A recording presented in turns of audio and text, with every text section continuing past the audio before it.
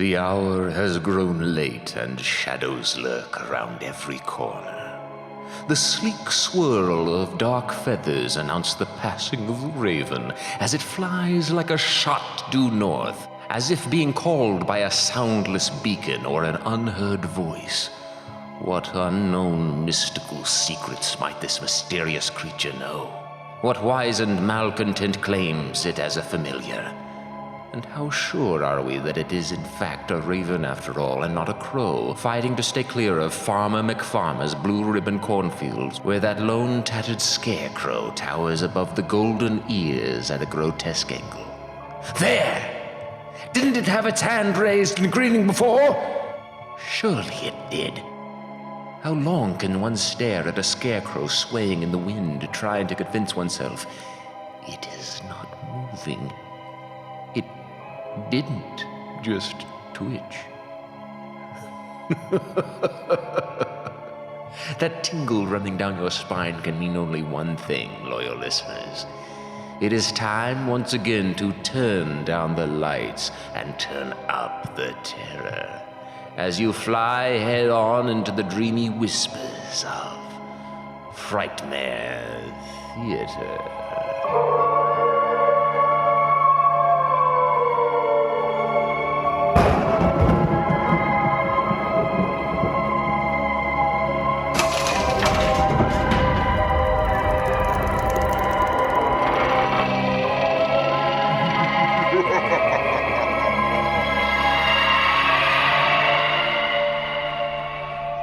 And here in the studio to introduce tonight's terrifying tale is your hauntingly horrendous, heinous host, Dr. Necropolis. Yes, welcome, all my little ghoulies and ghastlies, to the nightmare factory that makes your darkest dreams come true.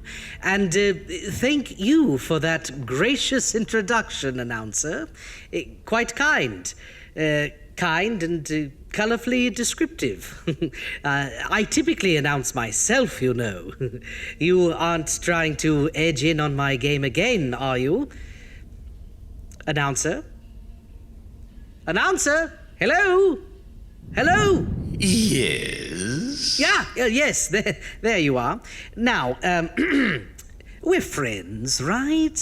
Partners, in a way. Yes? We can talk, can't we? Oh, absolutely. Just have an honest conversation, right? Yes. I am capable of such a thing. It's just the intro, outros that you do. You do such a good job with that. Why, thank you. Utter perfection. And it would be such a shame to waste that beautiful perfection by you trying something, anything else, really.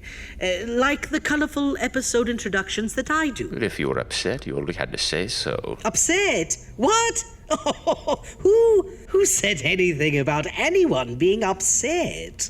You know, as the announcer, I am beyond the threshold of emotion. My essence is enshrined within the dark afterlight of existence. Mm-hmm. That was under special skills on your resume. But despite the soulless entity I have become, every now and then I find I do like to have some light fun. Well, that's completely understandable. For instance, I often like to make fun of your repulsive appearance. What? Oh, have I upset you? I am not upset. I'm offended. Ah, I'm lost. I must not understand the simple-mindedness of your... Finally, we agree on something. You are stupid. That was not what I... Speaking of clueless, stupid, dummy dum-dums, I'm reminded of our spine-tingling story this evening. You understand my joke is contingent upon the supposition that you are indeed considered, in general terms, hideous and ugly in your decaying appearance. Yes. Why don't we further discuss the finer details on your, joke? While all you boys and ghouls enjoy tonight's spooky story that comes to you straight from the drain. Why are you laughing? I don't get it. Al, roll the story. What did I say?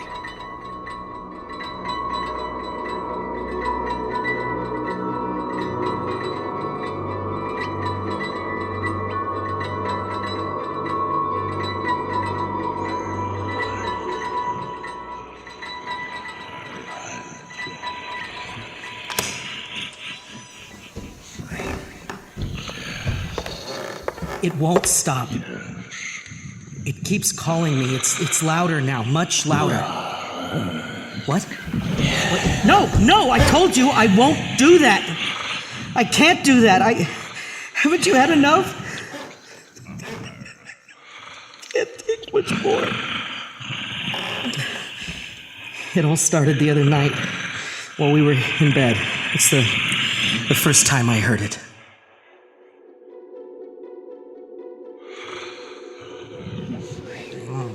Turn off the TV. I was trying to sleep. Mary, come on. I'm trying to sleep. Would you please turn off the TV? TV's off, Artie. It's probably the dog. We'll see if he's at the door. You might need to go out. Probably. Yeah. Monty! Monty? Hey, buddy, you in the basement? What are you doing down there? Come on, let's go outside!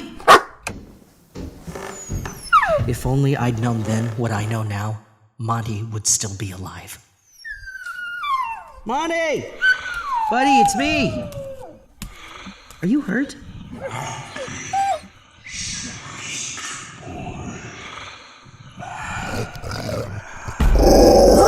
His eyes glowed and his mouth was foaming. He was standing over the drain at the center of the basement. Come on, boy, it's okay.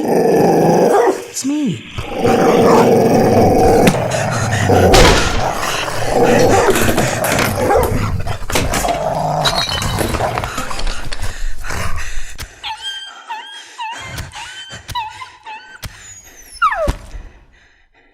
Artie? What's going on? No, Mary, stay up there. But what happened? Where's Monty? Mary, just stay there. Don't come down here. What's wrong with Monty? No! What did you do? He leapt at me. I knocked me into the workbench. I had to, Mary. You didn't see him. He was crazed. I don't know what happened.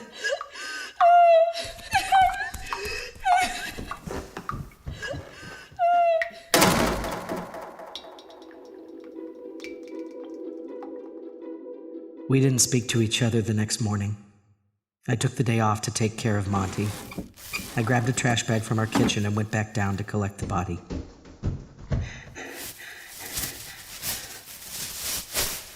Mary's right. It's all my fault. Hello? Hello, Mary? Mary, honey, are you home?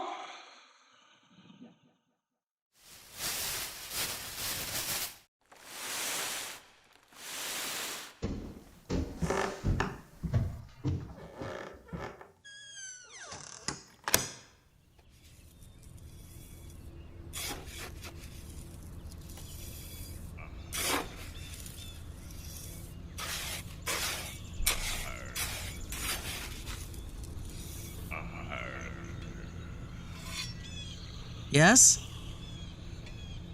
My name. I heard my name. Called from far off. No one was there. I was alone in our backyard. Is someone there? Damn it. Morning, Arthur. How are we all doing on this fine morning? I see you've taken a personal day to tend to some yard work. The lawn was getting a little out of hand, don't you think? No, Walter. Monty died last night. Arthur, no. How did it happen? If you don't mind me asking, he seemed pretty healthy to me.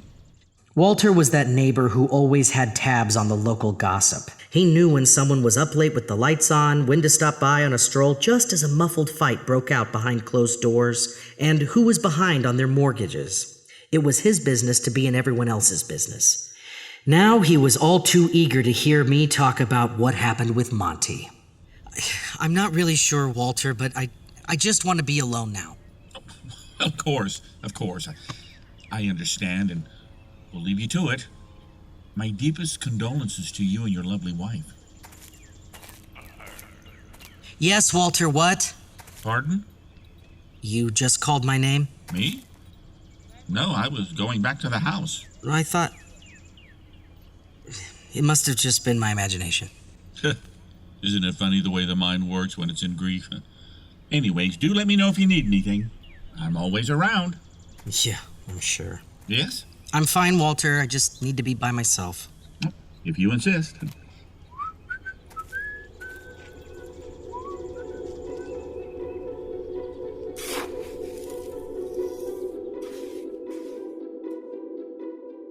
When I went back inside, the house felt terribly empty. No Monty curled on the couch or walking along the hardwood floors with his nails clicking against it. I hated to think it at that moment, but I wondered if Walter might have been right. I shrugged it off and grabbed some cleaning supplies.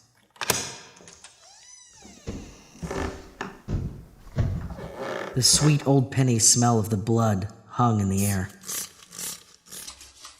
The sponge soaked up what it could, but there was still a discolored stain on the floor. I scrubbed from my workbench to the grating of the old drain at the center of the basement. What the hell is that? The drain in our basement floor had bested countless storms in the 8 years we'd owned the house, never clogged once. The grate itself had never even lost its shine, as if it were still brand new. The shape, rather than the traditional circle, was a rectangle, more like a pool filter than a drain. I reached down into the drain. I leaned in all the way to my shoulder, but still couldn't find anything. Something had to be down there making the hushed noises. I shoved as much of my head into the drain as I could in order to get a little extra length, doing my best not to get stuck. Ah! A gash ran across my palm, blood falling down into the opening. Mother! Hello? Who's there? Okay. Oh, time to go to the doctor, Art. It's been a damn awful day and you need to process it. Yeah, let's just take tomorrow off as well.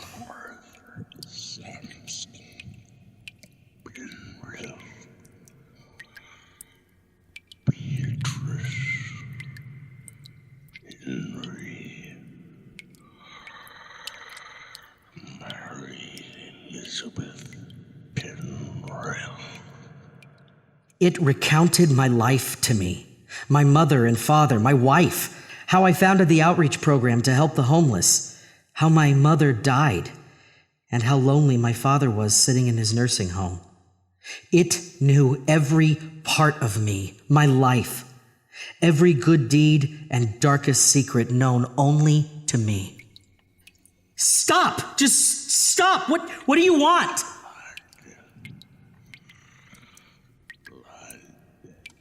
Blood? I don't understand.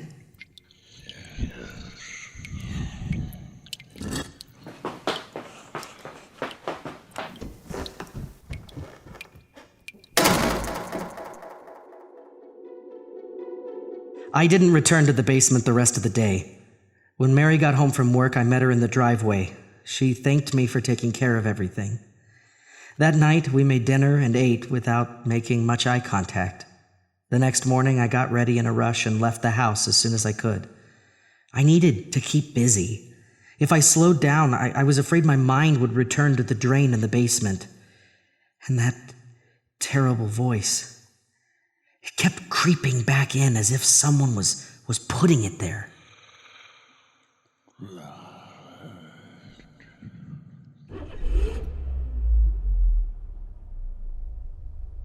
I drove straight to my outreach center, parked off the street, and walked up. Morning, Art. Everything okay? Hurt your hand? It's fine, Mark. How did everything go while I was out? Well, we had another incident with Bill last night. What now? Beth caught him trying to break his way into the women's dorms. Jesus, is she all right? Did he hurt her? She's okay. A little rattled. Tony and I were radioed over. A few punches were thrown, but we both got him restrained and marched him out. He stood outside hollering some more, but Tony went out and started dialing 911. That got him moving.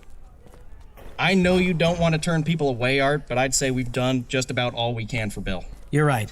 If he comes back, call the police. Let him know we mean business. I'll spread the word to the rest of the crew. I gave Tony the day off. Bill busted his lip pretty bad. Oh, thanks for everything, Mark. Let me know if you need anything. My office at the facility was small, but it was a perfect place I could have to myself when I needed to be alone.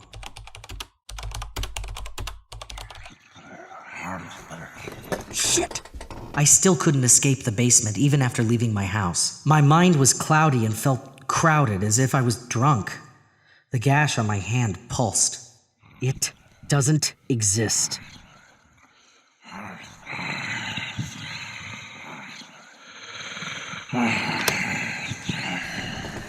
Shut up! Is this a bad time, Mr. Penrill? I was just going to tell you that I was heading out and Sandra was taking my place. No, Beth, I'm so sorry. I was just, I've got a lot on my mind right now. Of course, yes, go home. You've done so much today already. Yeah, thanks. There's a large bottle of wine waiting with my name on it. I don't give a shit what time it is. I have turned it. Have a glass for me. Oh, I will make yours a double. Are you okay? You look awfully pale and you've sweat through that shirt. There's a nasty bug going around. Maybe you should go home too. Yeah. It was stupid of me to even come in. I really don't feel myself today.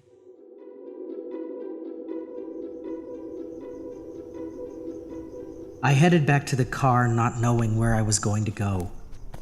I didn't want to think about home, the basement, what was down there in the dark, calling to me.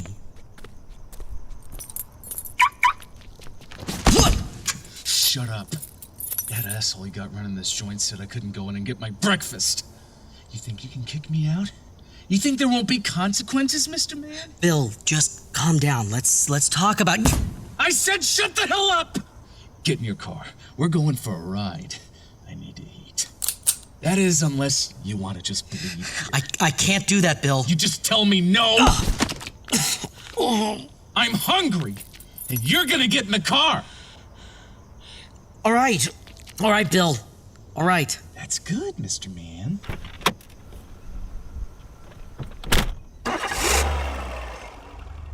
Where do you want to go?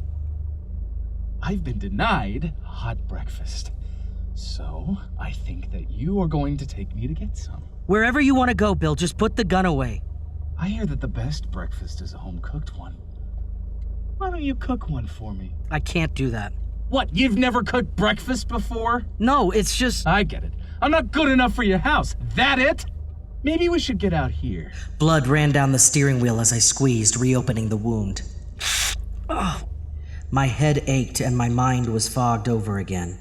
I started to relax as an outside force began twisting my thoughts and planting ideas. Maybe. Maybe what? As long as Mary isn't in there. Who are you talking to? Do you need a reminder of who's in charge here? No. I'll make you breakfast. Now you're getting, Mr. Man. When we pulled onto our street, I sobered enough to scan the driveway.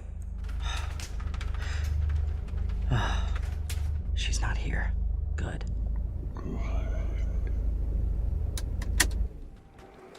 What are we waiting for? Let's get inside. Fire up that stove.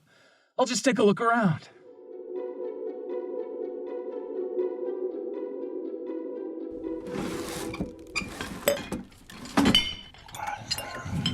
Yes. How? Are you really real? You talking to yourself again, Mr. Man? You still haven't started making my eggs. The basement. I have a safe. Money. Take it. Now that's hospitality. Lead the way.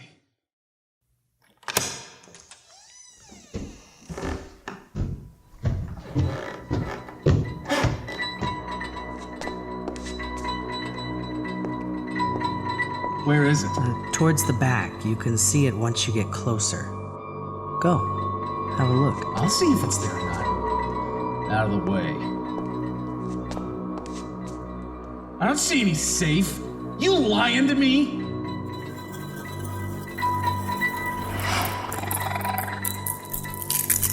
The sight of it rising from the drain shocked me back to my senses. A hand. No, not a hand. It was too narrow and long for a hand, and the tips came to points. It was a pale, sickly color, as if it had never seen the sun. It curled its way around Bill's ankle. What the hell? Ah! Ah! Mr. Man! Mr. Penrill! Help me! What is this? I'm scared! The hand-like thing began retracting back into the drain with Bill's ankle in tow. Oh God, Bill! Quick, give me your hand! Bill's ankle bent flat against his shin. He reached out for my hand, not for help, but just to grab a hold of something to keep himself from being dragged further into the hole. His knee sank below the surface of the floor, and Bill dug his fingernails into my arm. His leg was all the way in the drain, forcing the other to lay flat. A second hand-like thing came out of the drain. It curled under the thigh and began to pull it upward toward Bill's body.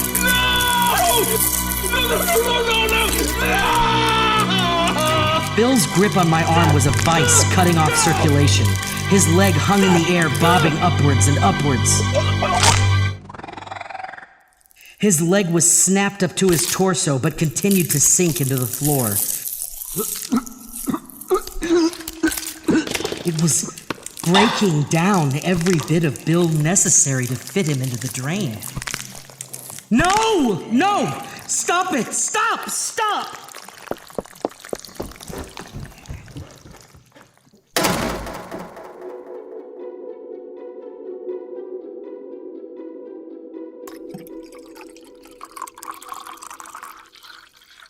The microwave read that it was just afternoon, but it felt later, as if years had passed in the basement with Bill. Ah! It was necessary. Necessary?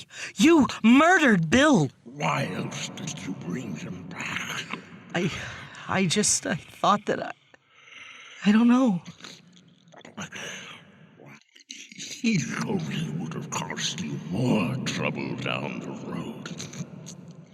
I know the burden he has been. How? How could you possibly know? We've been bonded. What are you? Old and hungry.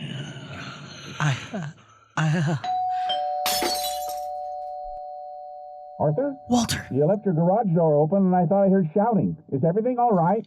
Let him in. I can't. You don't know him, Walter. He'll ask questions. Even if I tell him to leave, he'll just go and ask Mary before she can even get through the door. Mary, she can't know about any of this. Oh, God damn it, Walter. Answer the door.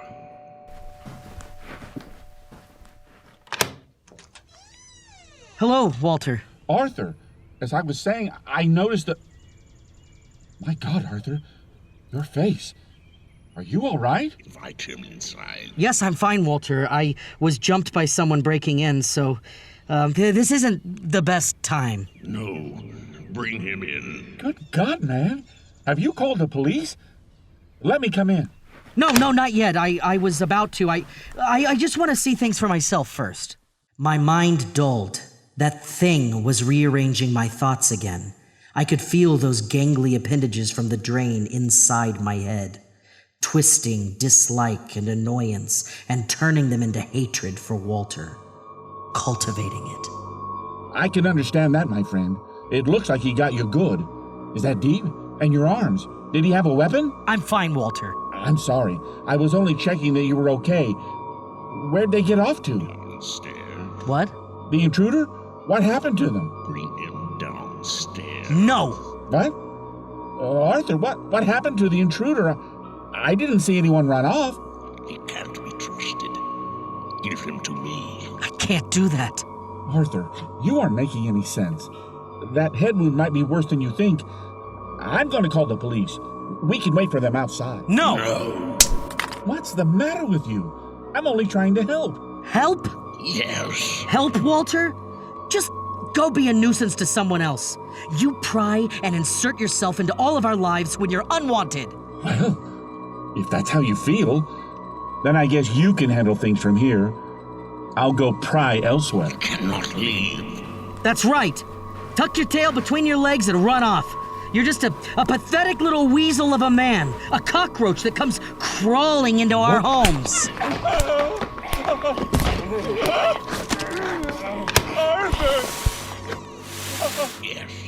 Yes. Mine. What? Arthur! Walter lay crumpled in a heap at the foot of the basement stairs. One of his legs was bent the wrong way.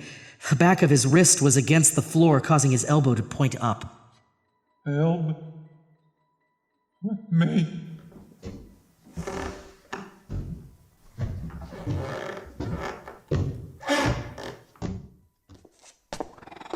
It was in the shadows, sitting on 4 of those horrible, long, spindly legs. It had the look of a large lion, only instead of being covered in fur, it was the same sickly white flesh that covered the appendages that had latched onto Bill.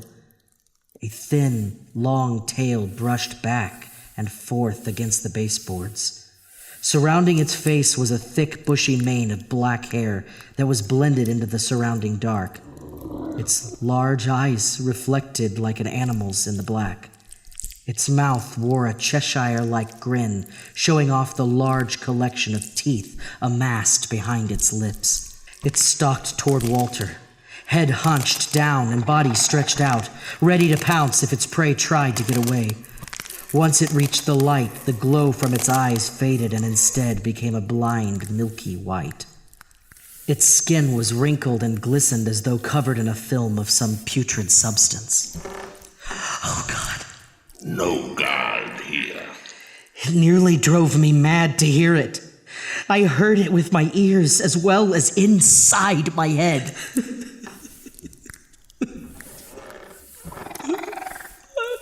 The monster grabbed Walter around the middle and lifted him into the air. I saw Walter's face full of the same terror as mine. Our eyes connected. He reached for me with his battered arm. Arthur! Please! Please! I closed my eyes and put my hands over my ears. My fingernails dug in and blood ran down my neck. No! No, no, no! Stop, stop, stop, stop, stop, stop, stop, stop! Stop! Stop, please, stop. When I opened my eyes, the lion-like thing was back over the drain in the middle of the basement. One of its claw-like hands set down the bloody clump that used to be Walter. It turned towards me, flashed that Cheshire grin, then faced the drain again. It placed its front 2 legs down into the hole and started to lower its face. Its bones contorted, broke, and popped out of place as it slid itself back down into the drain. It shook back and forth and dislodged more bones and cartilage. Shoulder joints shot up and inward over its back. It never cried out in pain. As it reached its ribs, my mind couldn't take any more, and mercifully shut down, taking me away from the grisly scene.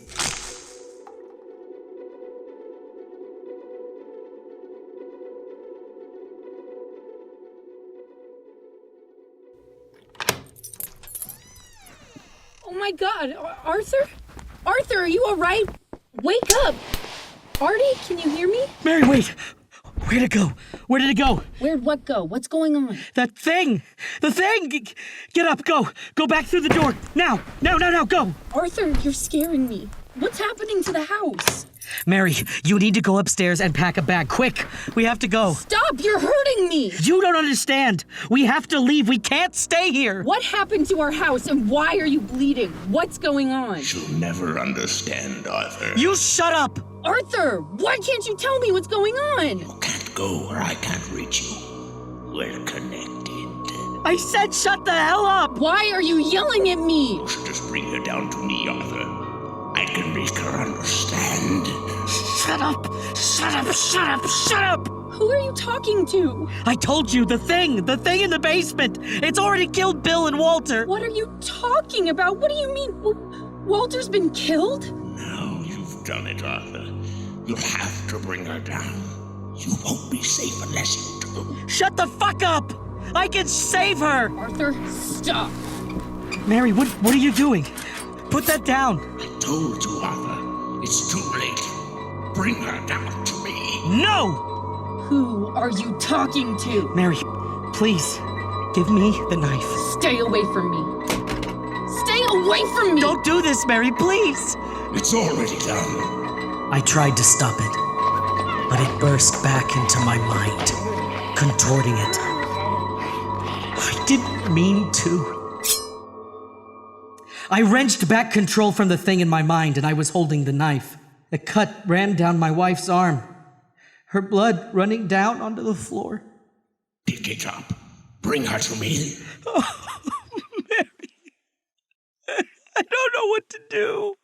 You're insane! She's just going to be another problem like Walter and Bill. You know what needs to be done. Bill. Mary, come with me. Let me explain. I can fix this. It'll all be okay. Let go of me!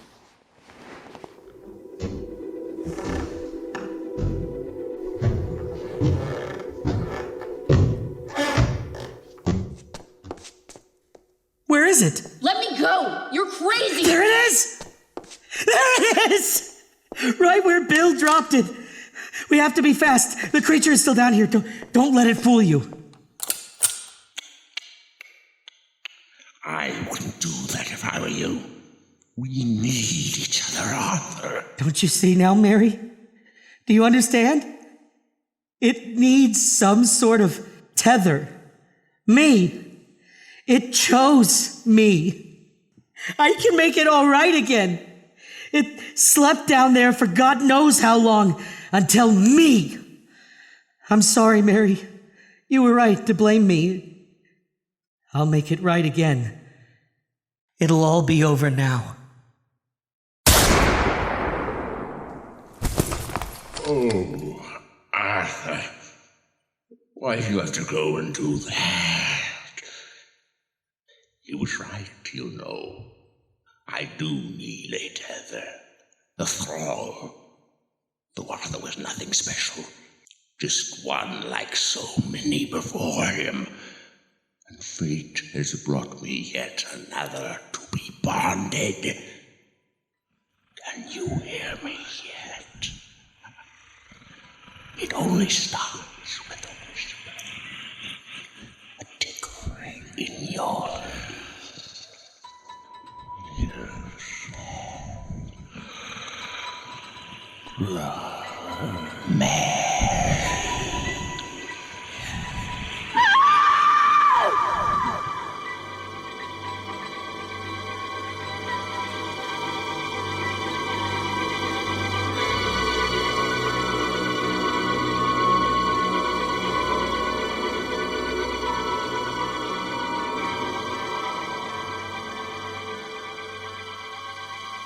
Well, loyal listeners, this terrifying tale unclogs so many deep questions about you all.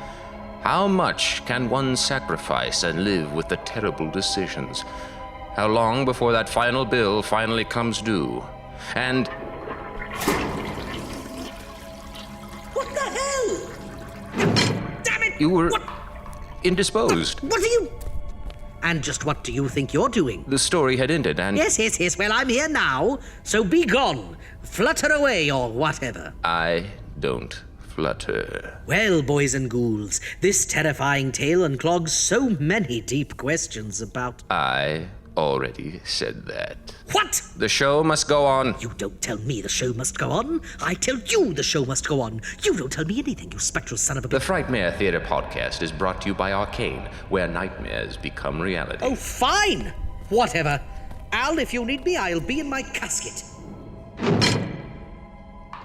Tonight's radio theater presentation, entitled From the Drain, written and directed by Drew Diveley, featured the voice talents of Nathan Shelton, Nicole McLaughlin, George Cron, Drew Diveley, Kirsten Overholt, Spencer Tilley, and Andrew McMurtrey, with sound engineering by Nathan Shelton. The Frightmare Theatre theme and additional music is created by the terrifyingly talented Chris Porcelli and Allison Johnston, and can be found along with other haunting scores at chrisporcellipiano.com. Be sure to stalk Frightmare Theatre on social media and subscribe to the Frightmare Theatre podcast via Apple Podcast, Spotify, iHeartRadio, or your favorite listening app. Producing a monthly horror radio drama is a monstrous undertaking. If you enjoy diving into the drain of despair with us, we invite you to join the Frightmare Theatre Undead family and support us on Patreon, where you will receive members-only special content not found anywhere else. All previous petrifying episodes of Frightmare Theatre are proudly displayed for the shock and horror of the masses at frightmaretheatrepodcast.com. We so deeply wish to thank you for listening and hope you join us in the shadows again next month for an all-new episode. Until then, I am the announcer, wishing you pleasant dreams.